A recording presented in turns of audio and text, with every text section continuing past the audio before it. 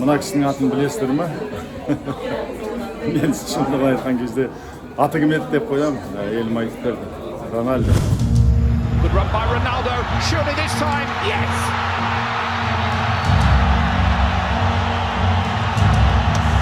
It was coming. Португалия, Мадейра деген аралға келдік. Күн деген керемет.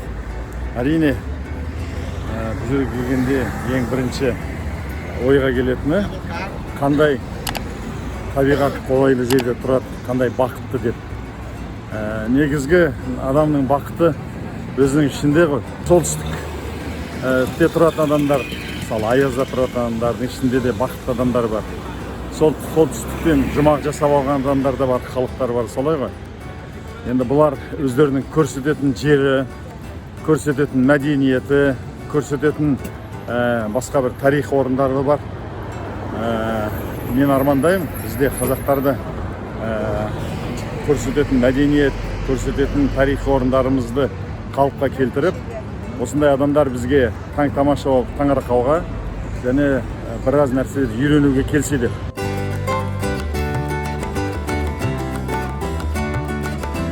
Мен өзім алғаш рет Италияға барған кезде, олардың бір адамға шаққан кезде 10 мыңнан 50 мың долларға дейін бір адамға өнім өндіріп жатқанын көріп, естіп, ойлайтынмын. Бұлар енді бізден 10 есе, 20 есе артық жұмыс істейтін шығар жанталасып деп. Бірақ сөйтіп жанталасып жұмыс істеп жатқан адамдарды көрмедім.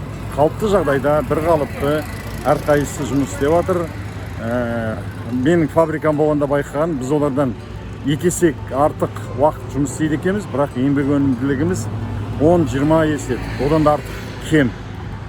Мысалы біз сенбі-жексенбіге қарамай жұмыс істедік.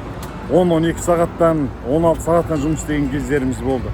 Бірақ қалай болғанда өніміміздің сапасы, өнімділігі төмен. Соның мен кілтін құпиясын тапқаным, көп емес, ақылмен істеу керек екен. Және де біздің күшіміз, қуатымыз сол еңбек жасауға емес, бір-бірімізбен қырқысуға, бір-бірімізбен ұрысуға, кім кінәлі екенін дәлелдеуге соған кетеді екен. Осыны жойған кезде еңбек өнімділігі артады, және де ақыл мен білімге сүйеніп істеген кезде еңбек өнімділігі артады. Бізде потенциал бар, біздің жер асты байлығымыз, біздің талантты халқымыз, осыны біз іске қосамыз. Сол кезде біз әлемдегі озық елдердің қатарына жетеміз. Оның мен формуласын, құпиясын түгел біліп отырмын, халықпен бөлісем. Әуені қалай? Қазаққа ұқсай ма? Португалиядан, Мадейра деген қаладан сәлем. Мынау біздің лайнеріміз сапар шегіп келе жатқан. Түнімен жүреді Испания, Италия, Португалия мемлекеттерінің қалаларына тоқтайды. Сіздерге айтайын деп жатқаным, енді мақтанып жатыр деп ойламаңыздар. Класстастарға айтайын дегені. Мен араларындағы ең керемет оқыған, керемет талантты болған жоқпын. Бәрің білесіңдер. Бескеде оқыған жоқпын.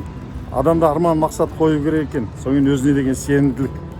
Арман мақсат қойсаңдар, ары кеткенде 1-2 жылдың ішінде осындай саяхатқа біз бірге шыға аламыз сіздермен. Сол бұйырсын деп армандаңдар.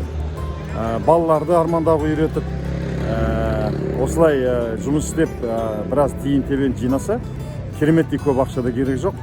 Әлемді аралауға болады.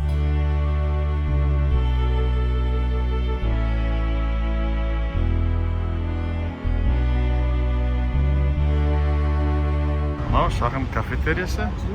Мынандай әдемі қып кіре берісіне мынандай бір скульптура жасап қойған. Бұл да қызығы. Португалия, Мадейра.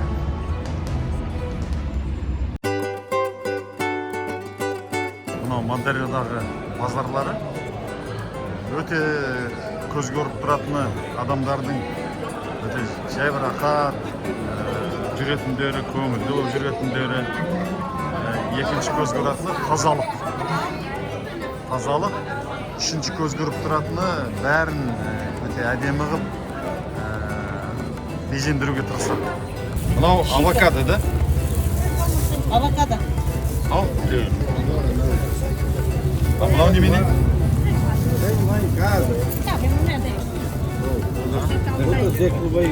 Анау манго, да? Авокадо, банан, мандарин. Менің өзіме мына Гонконг, Гуанчжоу, Нью-Йорк сияқты шыны зәулім қалалар емес, осындай Европаның шағын қалалары, осындай шағын үйлері керемет ұнайды. Архитектурасы, бұрынғы кезде салынған қалалар, сондай махаббатпен салынған. Сондықтан Европаны аралаған кезде сондай бір жылылық білінеді, ауыл сияқты болып көрінеді. Нью-Йорк, Гонконгтан мысалы мен ешқандай ләззат алмадым шыны қалалардан. Сол сияқты біздің Астанадан гөрі маған Алматыда жүрген әлдеқайда ұнайды. Жылылық бар.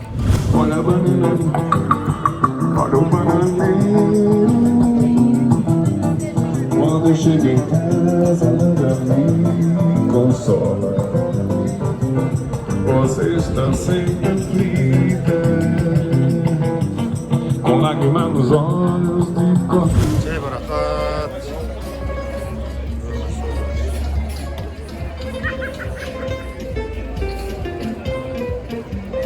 Өңдерінде бір ризашылық байқайсыздар ма? Менде мынандай түйсік бар да, келесі осы ғасыр қазақтың ғасыры болады. Өйткені біздің ата-бабамыздың тастап кеткен жерінің әлгі ресурс керемет қой. Ғылым білім дамыды. Сол ғылым білімге қазір шекара жоқ. Сондықтан осы ғылым білімді меңгерген біздің қазақ осы жердің ұлан байтақ жеріміздің есепсіз байлығын игілігімізге жаратып, замандастарымызды ғылым білімге қарай жұмылдырып, алаш ардақтыларының арманын іске асыратын ғасыр болады. Мадейра деген Португалия.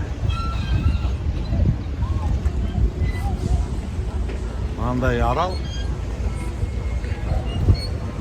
Бір неменесі ерекшелігі ауа райы әрқашан бір қалыпты болады екен.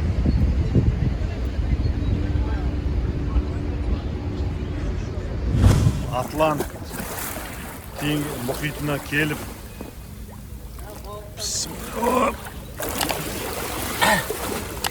қазір суынан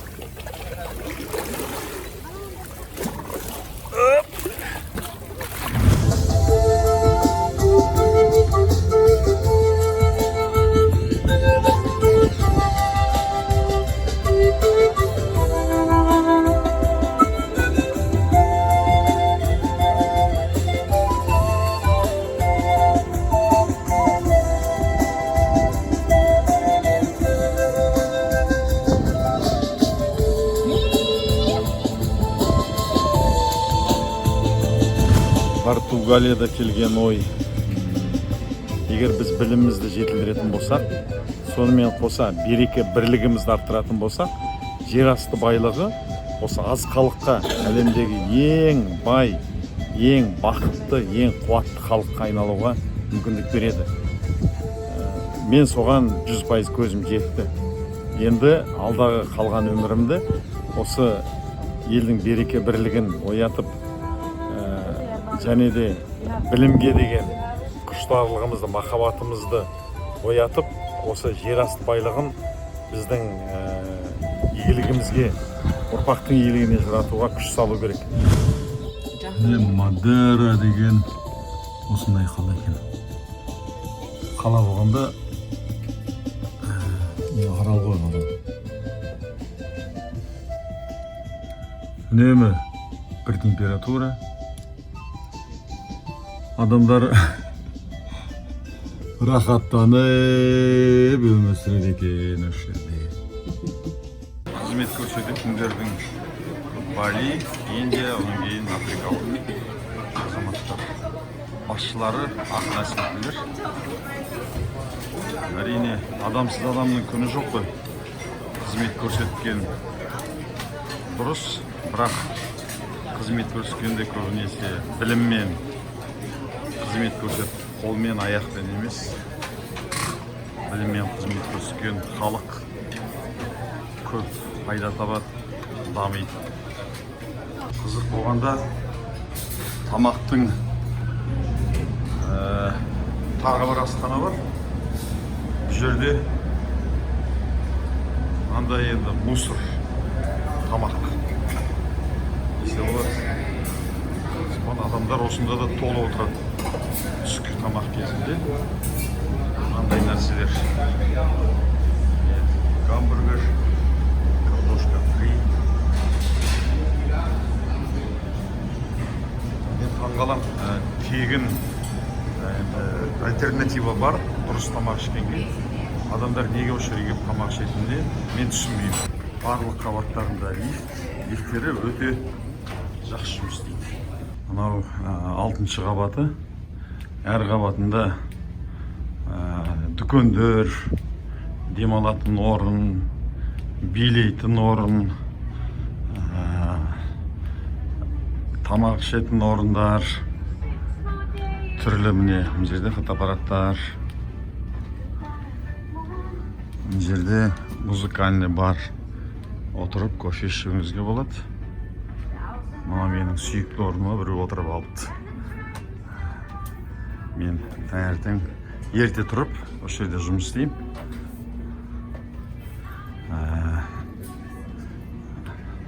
Теңізді қарап отырып, мынау казино. Кешкі жақын бұнда да адамдар толы отырады.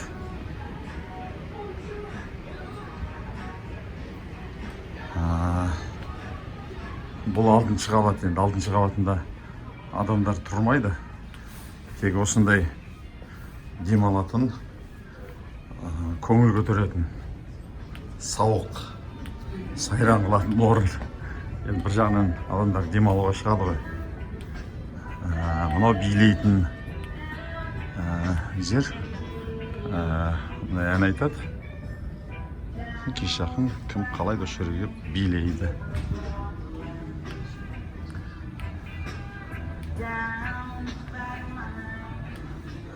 Мына келесі бөлме, ұзындығы енді 200 метр.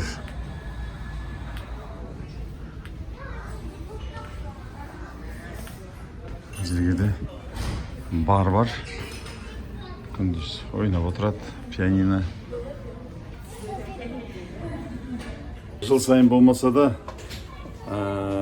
5-6 жылда әрбір қазақстандық біздің қандастарымыз осындай лайнерлерге, міндетті түрде осындай лайнер емес, әлемді аралап, қыдырып, бір жағынан демалып, екінші жағынан көп нәрсе үйреніп, жақсынан үйреніп, жаманынан жиреніп қайтуға тиіс деп ойлаймын. Кинодан, телевизор көргеннен басқа мұхиттың осындай ұлан байтақ кең екенін, соның үстіне шығып, бәленбай күн жүзген кезде сезінеді екенсің. Шындығында да қандай алып теңіз, мұхиттың дүние екенін сезесіз. Мынау бір шағын аралға келдік. Тенериф қой деймін. Мынау біздің лайнер менсінбей жүр, қазір кішкентай деп. Бұнда дәуі болады екен. Адам деген осылай ғой. Мынау екінші лайнер. Ар жағында үшіншісі. Мынау опера деген лайнердің аты. Ұзындығы 200 метр. Канар аралдарына демалуға кетті деп айтып жатсатын ғой. Канарский острова деп. Сол Канар аралы, Тенериф деген. Осы маңайда 6 арал бар екен. Соның біреуі Тенериф аралы.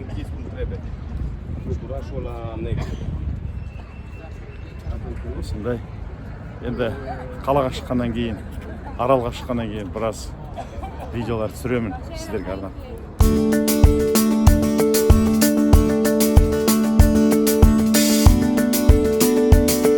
Байларында 2 көлік болады.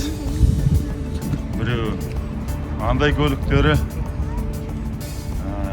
тұрақтарға қойып қояды. Екінші жағдайы барлардың осындай көліктері.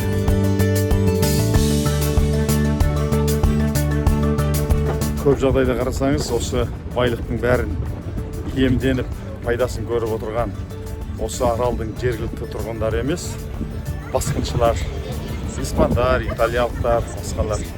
Білсіз ғой, сондықтан жергілікті байлықты иелену үшін ол адамдардың еңбекқорлығы бірінші орында. Әрине білімі. Испаниялықтар бұл аралық кезінде жаулап басқарып алған. Орыстың әйелдері өздерінің құқықтарын талап етті. Орысша сөйлеп, жүр, уақыт болып жатыр деп өктемдікпен айтып жатыр. Бұл деген өздеріне сенім алып.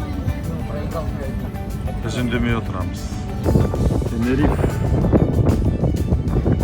Канар аралдарының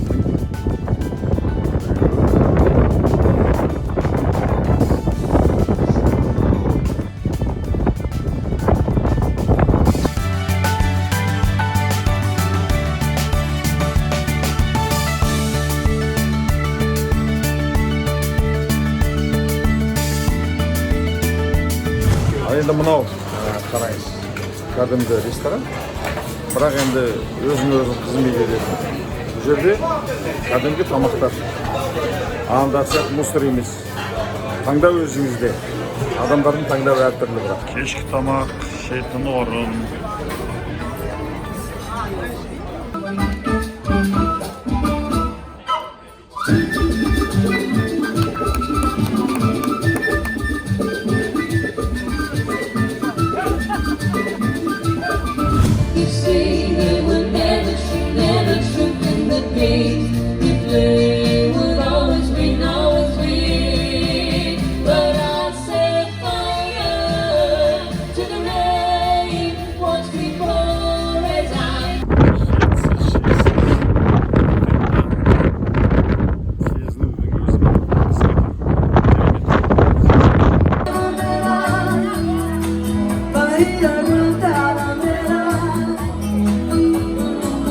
Қараңыздар, бұны неге түсіріп отырмын?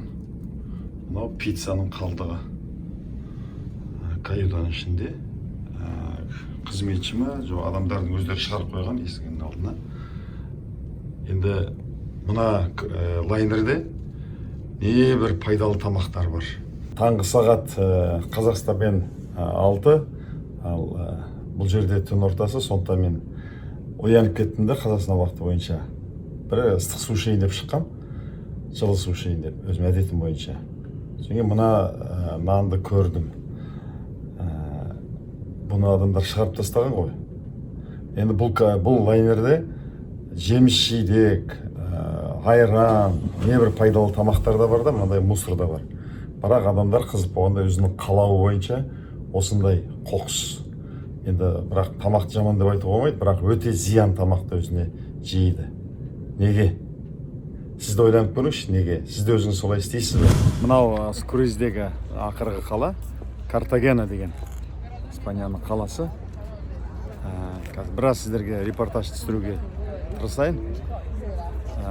Өзімнің көрген білгенімді, ой толғамды жеткіземін. Көріп отырған көрермендер міндетті түрде барамын деп өзіңізге шешім қабылдаңыз, армандаңыз, сол кезде міндетті түрде орындалады. Мен осы айтуды ұмытып кеттім, осы круизға барамын деп осы былтырғы 2019 жылдың басында жаза салған болатынмын. Бір жерден көріп қалдым, круиз деген өзім бұрын естіп, соны анша қиялдаған жоқ екен. Круизға баруым керекпін деген. Бүгін сол орындалып отыр. Алаңдар. Біздің бақшамызды осылай есік алдында жасамаймыз, теп-тегіс, бір қылтан арам шөп жоқ. Лимон анау да? Ensalada. Мандарин ба мына? Orange. Mandarin, okay. Мандарин. Міне бізде жатқан мандаринді қайдан келіп жатқан? Испанияның Морсия деген қаласы. Жағалаудан 40 шақырым жерде екен. Картагенадан түсіп, таксимен келдік. Қазір қаланы аралап 3 сағат шындарына ұшамыз. Бұл жерде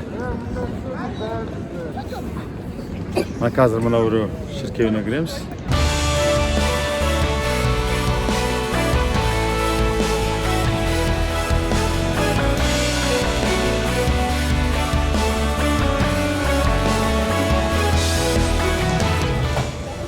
Адамдар чай ішіп отыр. Мына жерде мандарин өсіп отыр, қараңыздар.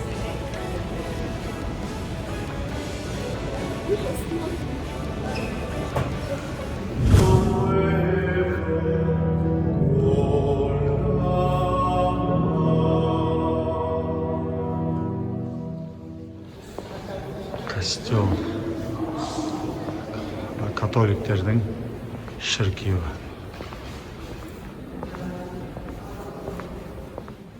Lectura del libro de los Hechos de los Apóstoles. En aquellos días, Pedro tomó la palabra y dijo: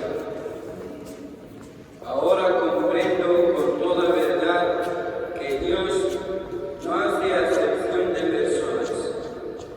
Me refiero a Jesús de Nazaret, ungido por Dios.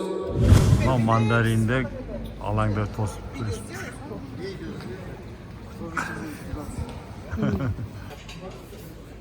Қазақтар келе жатыр.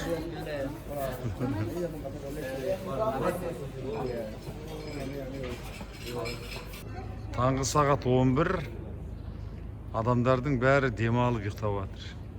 Сәрсенбі күні дүкендерінің түгел жабық болады екен. Демалады. Қараш, сағат 11 ешкім жоқ, а? Бұлар ұйқыны соғып отыр ма сонда? Халықтар мейірбан, тамағы жақсы, күні жылы. Аралап келіп тұруға болады, келіп қайтуға болады. Қар салып, атқан таңды, шыққан күнді, бақыт қой көру деген әр күн аман. Осы бір жер жаннатын бермес едім, берсе де орнын оның жарты қалам. Қандай таң, тамылжыған, жарқыраған. Осы бір жер жанатын деп әрине мен өз жерімді, өз елімді айтып отырмын. Оның орнына жарты қалам берсе де беруге тұрмайды. Шынымен біздің еліміздің табиғаты да, адамдары да керемет. Қанша жерді араласаң да туған жерін шағынасың. Осының 50-60% туристер. Былай қарасаң, ата-бабалары осындай ғимараттарды, бір жерлерді жасап, салып ұстаған. Әлемнің халқы келіп, ақша төлейді. Бұл жерді халқы демалып көрінесе. Өмірге рахаттанып жүрген түрлерін байқайсыз. Мынау Испанияның кемпірлері мініп жүрген скутер екен, шал болғанда мінескі. Российские ребята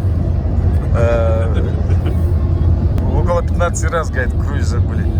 Год 3-4 раза. Предприниматели, мебельщики.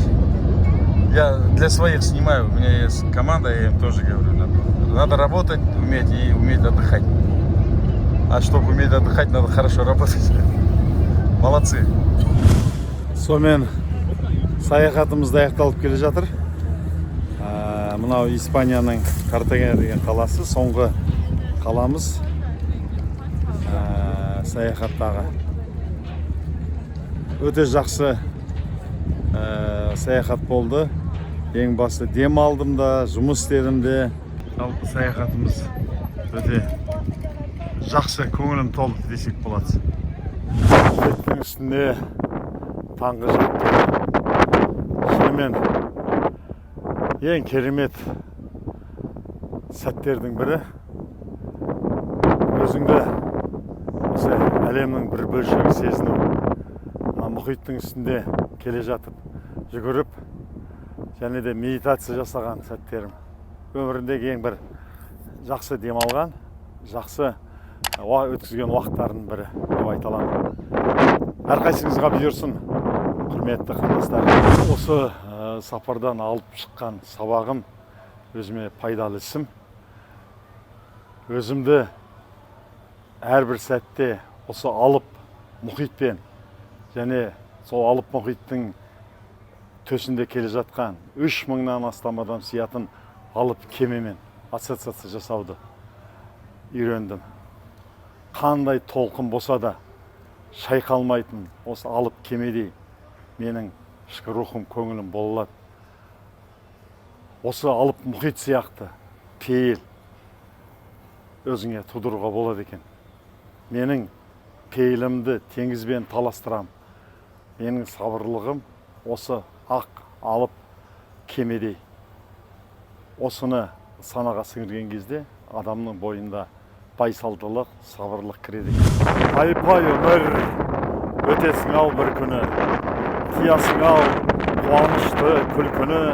Өмір деген бір жарқ еткен найзағай, өмір деген көк аспанның күркірі. Болмағандай, жүрмегендей сенде біз кетеміз ау, әй кетеміз, пендеміз, болашаққа келеміз. Біз кетеміз, кету үшін келгенбіз. Мына аспанда, мына тауда, жерді анау, бәрімізден қаладау. Өмір деген тағатсыз бір қозғалыс, өмір деген өлемін деп ойламау.